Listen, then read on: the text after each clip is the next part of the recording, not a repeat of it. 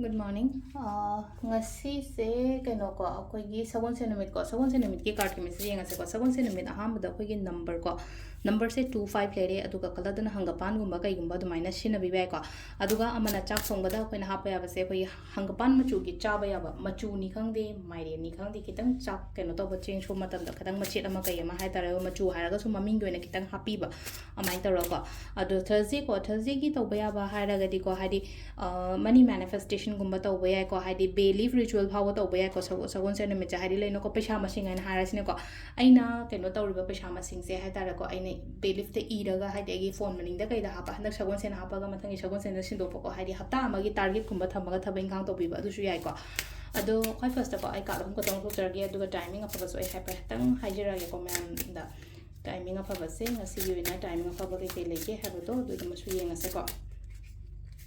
se le ko hamba number 1 number 2 aduka number 3 ko ahamba khan ba yenga se ko ahamba khan ba ngai gi oina kari message la ke ba to ko first card khan ba ngai gi oina la isa se da le no ko ayet apan gumba leiraga di ko hadi yet papan bado lotion ba aina chummaga di ai gi favor da lakani ko hadi aina chummaga di aina mangol oi ba ha bado ni ko silai so aina lalaga di mi do na ngam gi ni ko yam seng na hair kan da ko sisna hamba ko ani shuba sida lai se ayet apan gumba kai gumba leiraga di ngasi gi na hadi ayet apan kem leiro har ayet apan kem leiro toru thabak ta daw ya ga ni ko silai so ko number 2 ko number 3 sina hai tar ko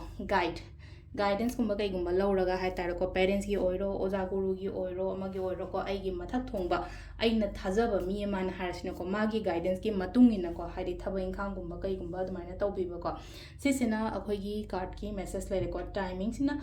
mariga minute kuntra mapan daina taruka minute tara tare thong lere ko adagi amu mapan ga minute kuntra am doidena nungda wairamgi aniga minute kunipan phong lere adagi pung mariga minute taru tagina nungdangi nipan ga minute kunipan phong lere ko adagi mo pung trama thoiga minute trama thoidagina baruga minute kuntra hum de phong lere ko aduga athengba ahingina ko pung amaga minute yankai manga dagina nongalamdai mariga minute kuntra mari phawba sisina khoi gi ngasi gi oina afaba timing ko adu silere khoi gi daily card message se ma'am thank you